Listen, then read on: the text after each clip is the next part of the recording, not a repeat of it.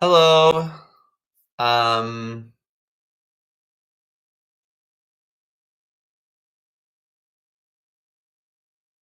oh, we've got the wrong camera here. That's okay.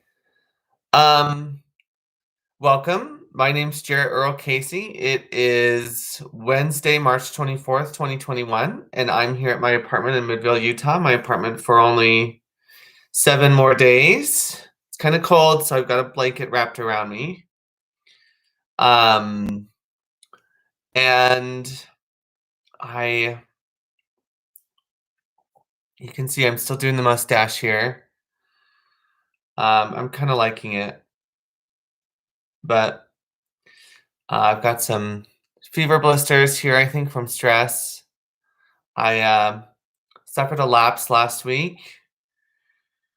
So after 10 and a half months of clean time, I did use. I'm not using again since then. It was just for one night. Um, I'd noticed that I'd stopped praying day and night. I wasn't making my bed. Um, I was feeling very, very lost. Lots of time on my hands. And my former drug dealer was like, "Hey, when are we ever going to hang out?" And I just gave in. So it was a terrible experience. All the voices came flowing back to me. Um, and before I'd used in my head, I thought, okay, well now everything's great as far as I don't hear anything. I'm back to normal.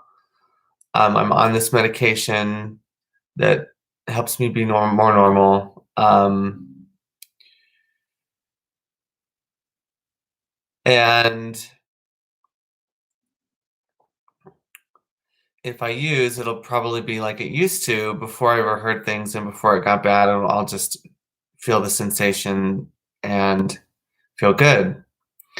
And I can do that every once in a while. And I thought it's probably inevitable that I'm going to use, and I want to do it now before I get back to work while I have the apartment to myself. So there was a big part of me that was resisting. I almost sent him a text to cancel him coming over, but I didn't. I had it all written and everything. And he came over, and I poured half. We smoked a little bit, and then I bought $20 worth, and when he left, I thought, okay, I'm going to pour this down the toilet. So I poured half of it down the toilet, and then I used the other half. Um, so it was a terrible experience. I was up for several days because of it. I had to work in American Eagle on Friday. I looked terrible. Um, I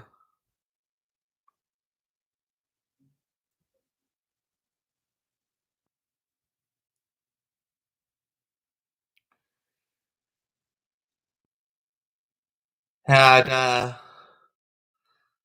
and I'm really upset with myself. I'm really upset with myself. Um,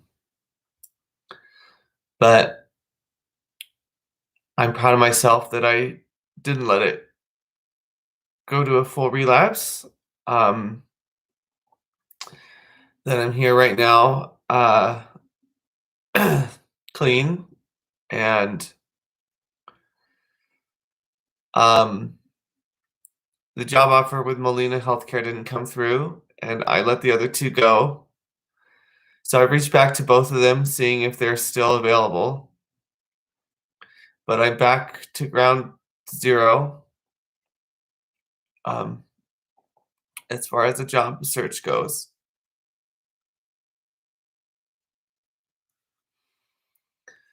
So I've been applying for jobs. I've applied for 6 or 7, I think. Um, I do still have the voices in my head going, uh, as far as they're very critical of the way I live. My understanding was I needed sleep to recover, and so I would sleep until I woke up. They told me when I wake up, I have to think I'm a celebrity because when I sleep, it's healing, and a lot of people know who I am on the other side or in different dimensions, and they know that when I sleep, I'm a healer. Um,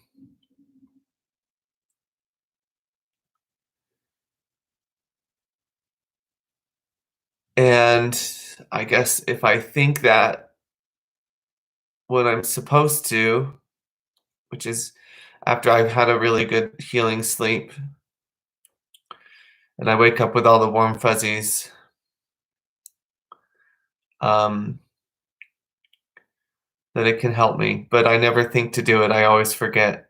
I just wake up and I see what time it is and I turn and I kind of turn to face the other direction and I go back to sleep. And I can feel the disappointment when I don't think what I'm supposed to. So last night, I thought, okay, I'm going to try and remember to think it, but I woke up and I could tell that it was different. I didn't have the warm fuzzies. Um, and I woke up way too soon, before midnight, even. Um,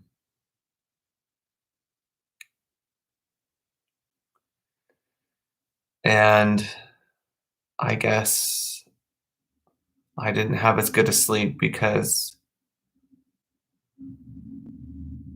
I drove up to Ogden for a little while and then drove back down here to go to dinner with some friends. Where I guess if I drive up to Ogden, I'm supposed to sleep to stay the night. Um, but sometimes you drive somewhere and you drive back without sleeping to where you drove. It's just how life is. Anyways, I woke up again. So I fell back asleep. I woke up then around midnight and then fell back asleep again and then woke up at 5:30. And when I woke up at 5:30, I didn't get immediately out of bed. I didn't get out of bed until 6:30 when I felt someone say, "Well, it's 5:30, he needs to get out of bed." Um,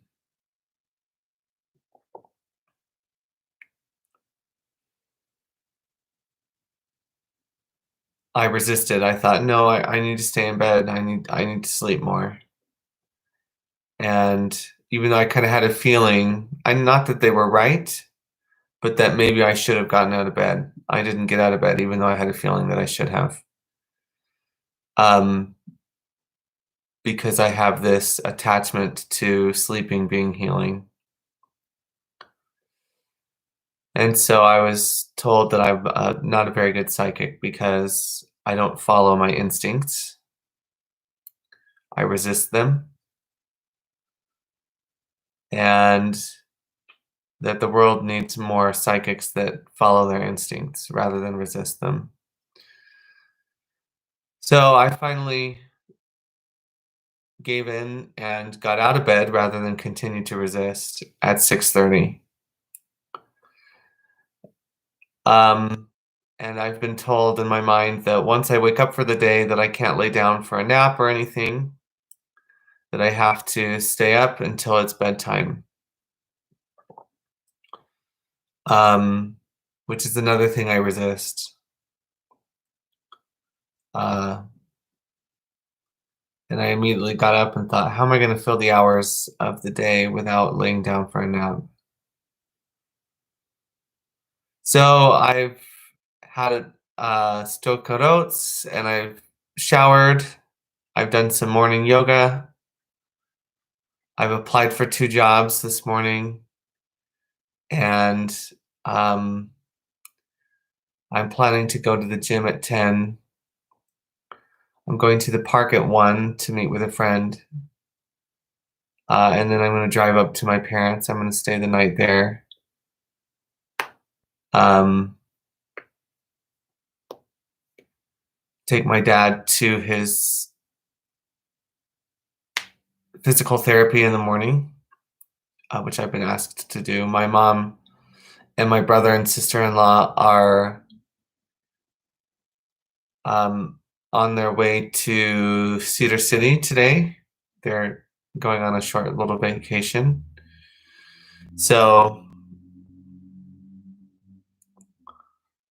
it'll just be me up there. um, but yeah, I've been feeling like I've been moving dimensions. And it feels like they've got my apartment in like a box somewhere outside of a construct that I'm used to.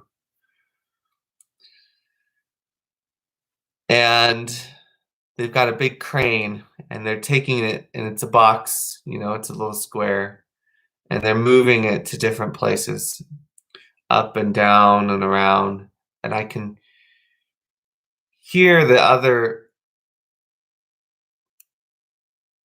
dimensions and expressions and things people saying, talking about me sometimes, people that I'm connected to kind of rotating and floating and flowing around me. And sometimes some of the things, little bites of what they say enter my mind, and I can hear them like little clips that are being played. And sometimes I can see in my eyelids, even though my eyes are closed, I can see video playing. Somewhere there's a movie about my life that people have watched. There's there's an older movie about my life too called The Clearfield Miracle. Um,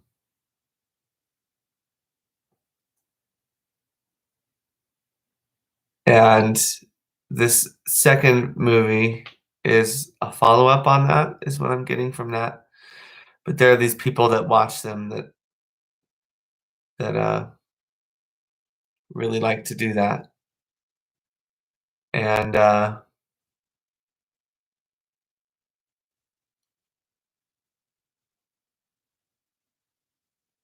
there's a lot of special needs people too that are following my life somewhere else. Um, and I feel really connected to special needs people. I feel like I may have been special needs in a previous life. Um,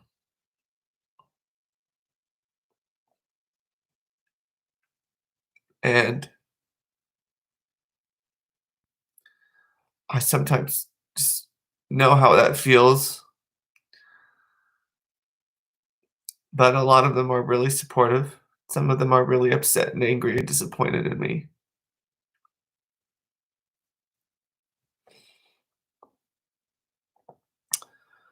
But once again, there's focus on my diet, on what I'm eating. Um, they don't want me eating processed foods. The meat thing, I can't quite wrap my head around whether or not they want me eating meat or don't care or whatever, but I've kind of pulled back from that. Um,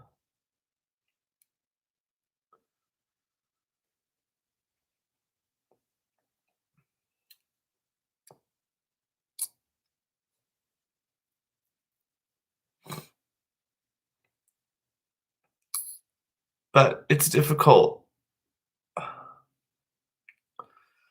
I'll feel fine, I'll feel okay, and then I'll get really scared or stressed out. I have a coping phrase, I am perfect. So when I feel like I can't do it anymore, I think I'm perfect, just to remind myself that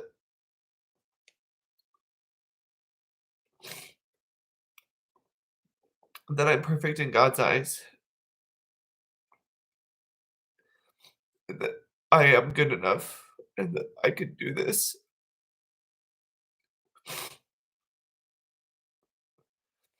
And I don't know why all these beings have swooped into my life.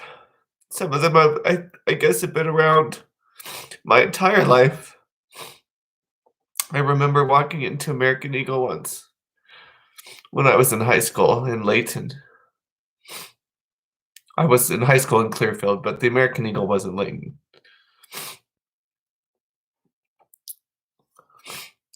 And I remember thinking, "Who am I?" All of a sudden, I forgot who I was. Oh, I had to think about it. Who am I? I'm looking around, taking in everything. Oh, okay, I'm Jarrett. I'm Jarrett. And, that's happened to me several times in my life where I've stopped and thought, "Who am I?" And I have to think about it. "Oh, alright, okay, I'm Jarrett." And, fast forward to today, there are these people who lived our lives also, who know where we've been,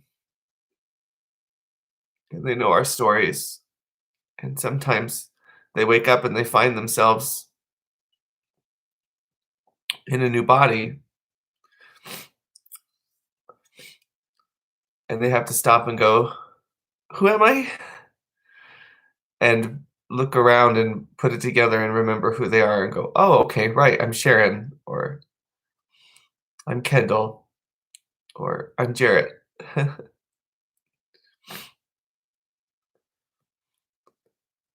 And sometimes through time and space, we're very connected to those people, and,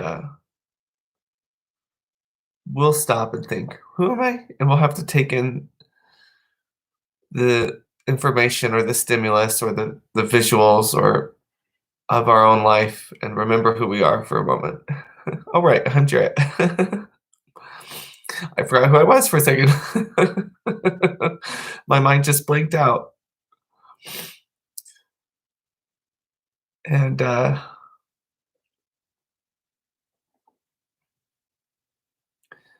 in that moment, we're very close to some of those people. But to us, we're just spacing out. We're just like, "Oh my gosh, I'm such an airhead." But there's something there. There's someone that's been in that moment before and thought the same thing,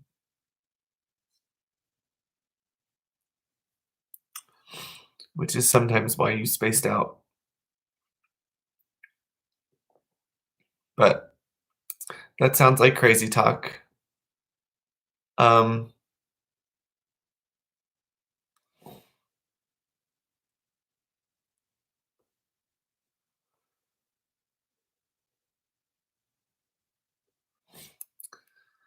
I got a new phone, and, of course, in my mind, someone's trying to convince me that 5G phones are psychic phones. So they're like, "You need a 5G phone because then people will know what you're thinking, and they'll feel more comfortable, and it will explain things." And then someone else says, "You don't need you don't need a 5G phone because you think out of fear too often, and, um, if your phone" some people connect to your phone and use that as an excuse to say that you're attracting fear or fearful things into your life. So it's better until you're in a more stable place, having shifted back into love, to not have a psychic phone. Um,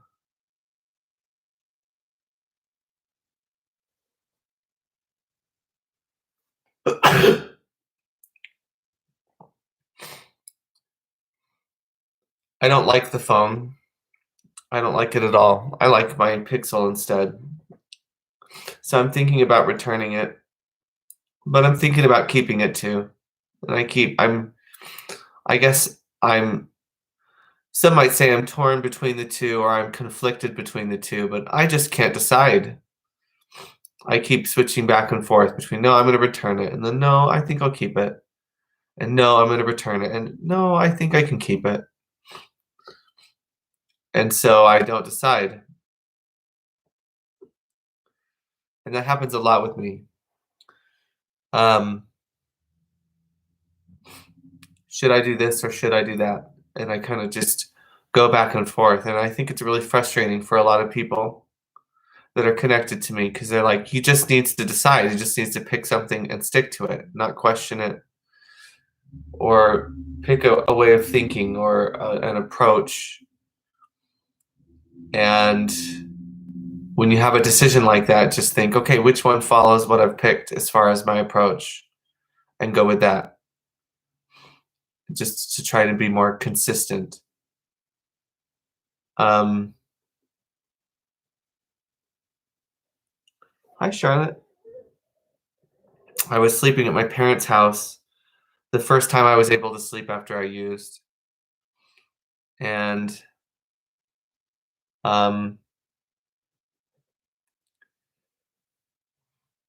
before I was able to fall asleep, I felt these warm hugs.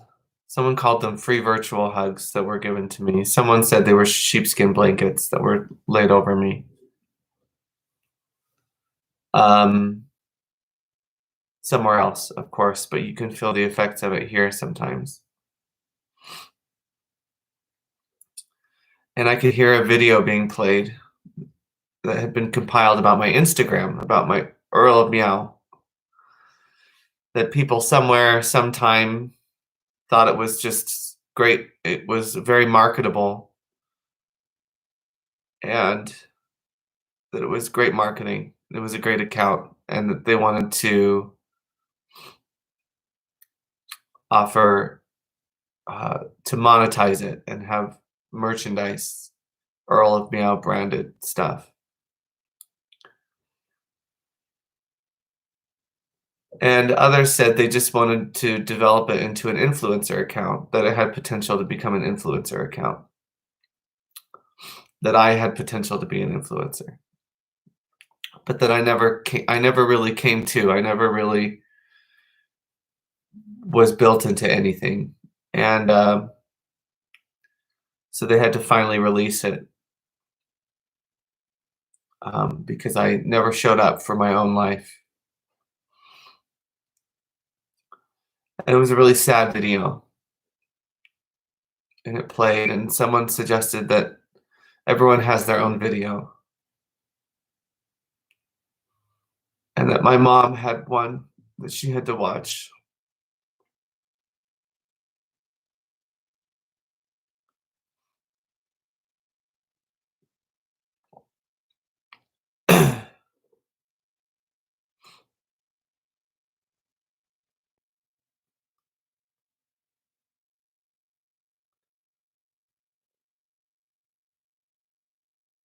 While I was hearing this video and hearing these people talk, I also heard running motorbikes, revving their engines somewhere nearby.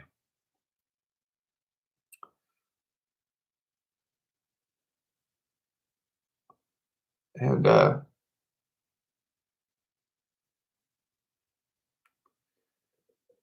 it's like on Mad Max, how they have those bikes or buggies, like dune buggies. They sounded like that.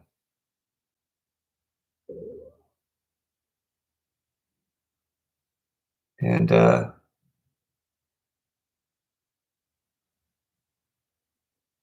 they scare me when I hear them. I think something bad's happening nearby. Some sort of Burning Man festival or something where they've got all these people. Oh, it's my phone. Let's see if I'm going to answer that.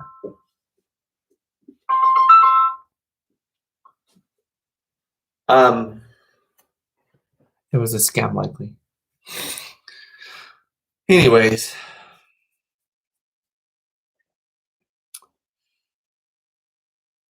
all these different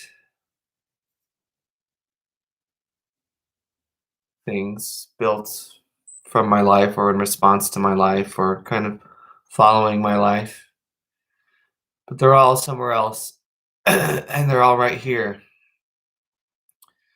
And for some reason, none of them have chosen to speak to me in person, just face to face.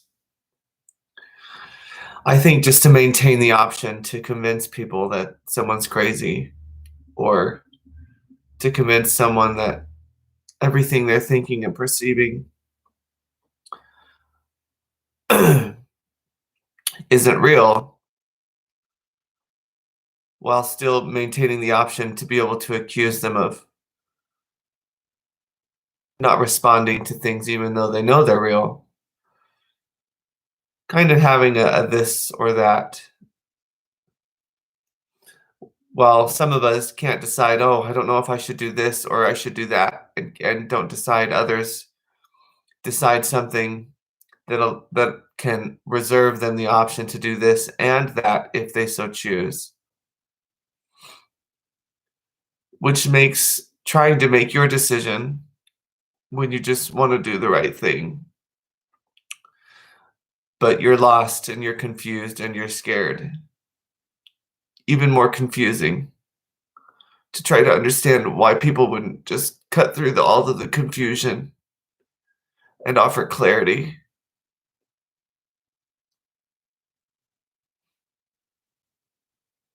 And cut through all the self-doubt and offer assurance, which is something we could do for ourselves, and it's something we could do for one another.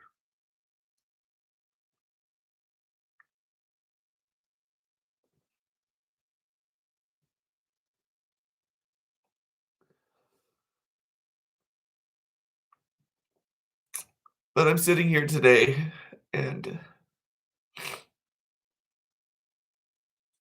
I'm scared. I'm scared I won't find a job that will enable me to live my life independently. I'm scared that my family is putting buffers between themselves and I to prepare for if I am a failure. And I'm scared that there are too many people out there who just want to use people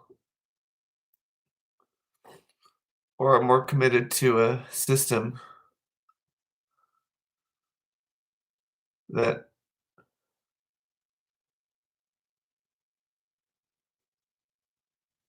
doesn't allow for open and honest truth to be consistent in its expressions.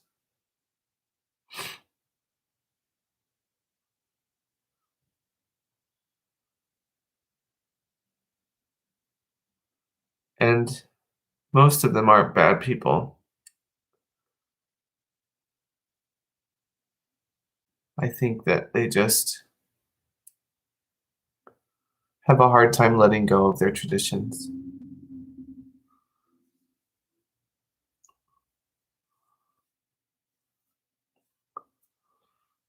Or granting exceptions where there are none. By saying there can be no exceptions and realizing that sometimes granting an exception to a system that they made up that doesn't really exist isn't granting an exception at all. It's allowing for a world in which there are truly no exceptions. And that world is one that we're all welcome in, that we all have a place in, and that we can all be ourselves and not have to worry or self-doubt or even have to prove our worth to get to. It's one that simply loves us exactly as we are.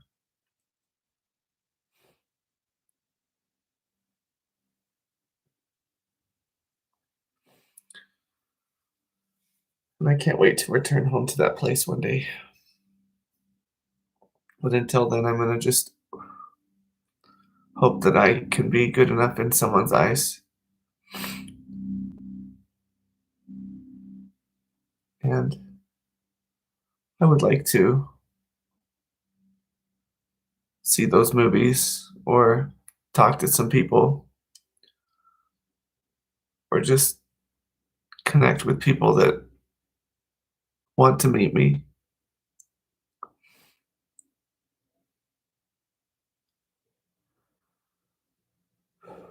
And I would like to have a good job. And I'm definitely not going to use meth again.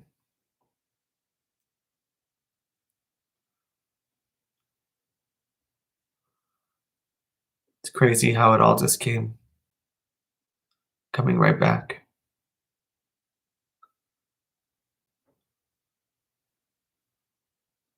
And some people out there are just really scary. And then I get scared. And when I'm scared, it's hard to be around. Anyways, I read some of this without being on here.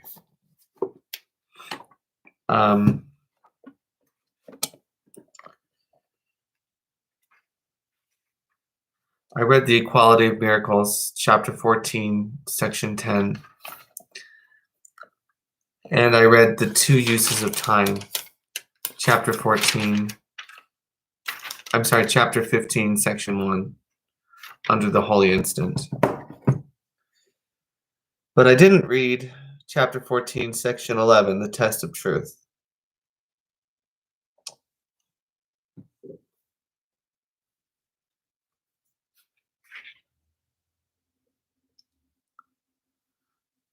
But I think I'll save that because I have to go to the bathroom. But I just wanted to check in.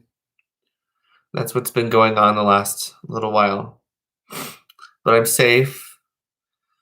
I'm going to be packing all of this up and stuff soon. Oh, my apartment. A modest apartment. There's this idea that there are dolls that we're represented by, and there's technology that we live in,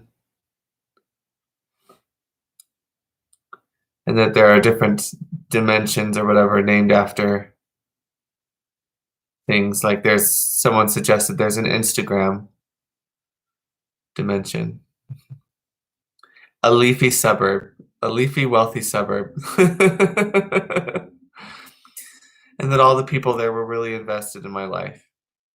If that's true, I'm very grateful.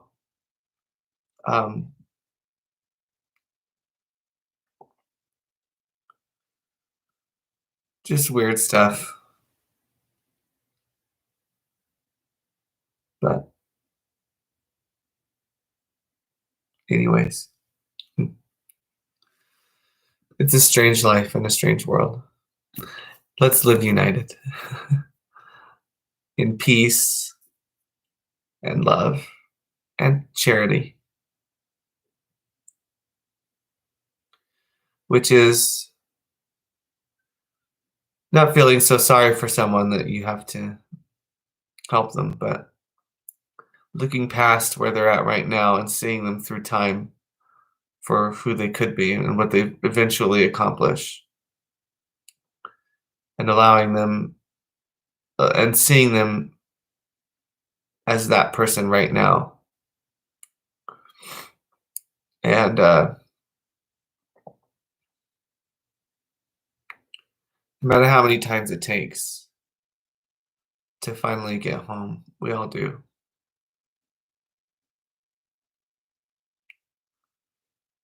And I think that it might be worthwhile to see me as a person who makes it home,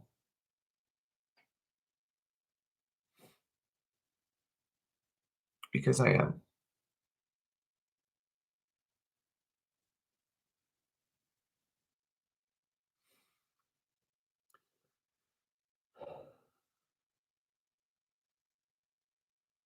All right.